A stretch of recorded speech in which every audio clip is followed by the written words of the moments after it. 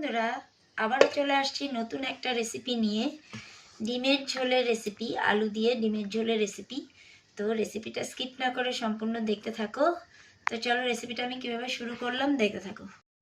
এখানে একটা কড়াই বসিয়ে দিয়েছি, দিয়ে দেবো 1 চা চামচ গোটা জিরে, দিব 4-5টা কাজু, দেব গোলমরিচ, লবঙ্গ, এলাচ, দারচিনি দিয়ে এবার শুকনো খোলায় 2-4 মিনিট এগুলোকে ভালো করে ভেজে নেব।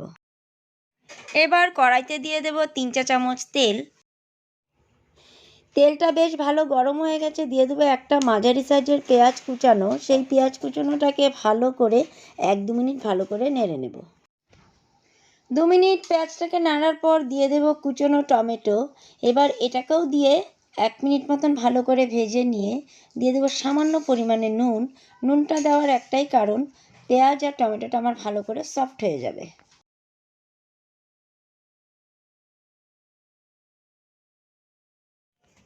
নুন দেওয়ার পর পেঁয়াজ টমেটো ভালো করে ভাজা হয়ে গেছে, ডুমো ডুমো করে কেটে রাখা ক্যাপসিকামের টুকরো দিয়ে আবারও 2 মিনিট মতন ভালো করে নেড়ে চেড়ে নেব। দিয়ে দেব 1/2 চা চামচ ঝাল লঙ্কার গুঁড়ো, দিয়ে দেব 1/2 চা চামচ হলুদ গুঁড়ো, দিয়ে এবার ভালো করে এগুলোকে কষাবো। এবার দিয়ে দেবো আদা রসুন বাটা, দিয়ে ভালো করে আবারও 1 মিনিট মতন নেড়ে নেব। এবার দিয়ে দেবো 1/2 চা চামচ ধনে গুঁড়ো। মশলা বেশ কষানো হয়ে গেছে, দিয়ে দেবো আগে থেকে সেদ্ধ করে রাখা ডিম। ডিমগুলোকে হালকা 1 মিনিট মতন নেড়ে চেড়ে 50% সেদ্ধ করা দিয়ে দেবো আলু।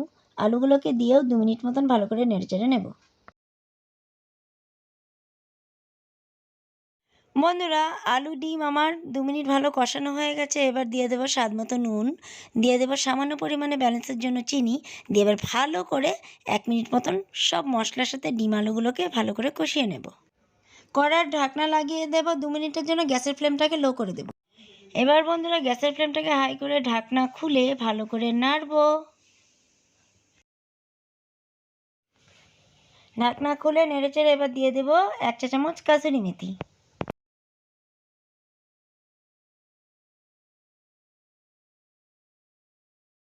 এবার বন্ধুরা আগে থেকে শুকনো খোলায় ভেজে রাখা গোটা গরম মশলা আর কাজু এগুলোকে গুঁড়ো করে নিয়েছি ভালো করে। এবার দিয়ে 1 মিনিট মতন ভালো করে নেড়ে চেড়ে দিয়ে দেবো গ্রেভির জন্য জল।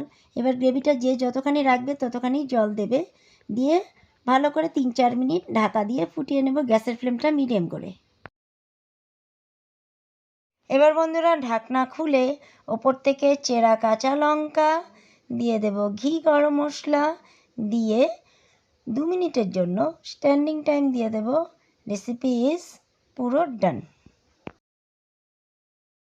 2 মিনিট স্ট্যান্ডিং টাইম দেওয়ার পর আমি ডিমের ঝোল নামিয়ে নিলাম। বন্ধুরা, এরকম আমার ছোট ছোট রেসিপি দেখে যদি তোমাদের ভালো লাগে, লাইক শেয়ার সাবস্ক্রাইব করে আমার পাশে থেকো। তো আজকের মতন ভিডিওটাকে আমি এখানেই শেষ করছি। দেখা হবে নতুন আরেকটা রেসিপিতে। তোমরা ভালো থেকো, সুস্থ থেকো, সবাইকে টাটা।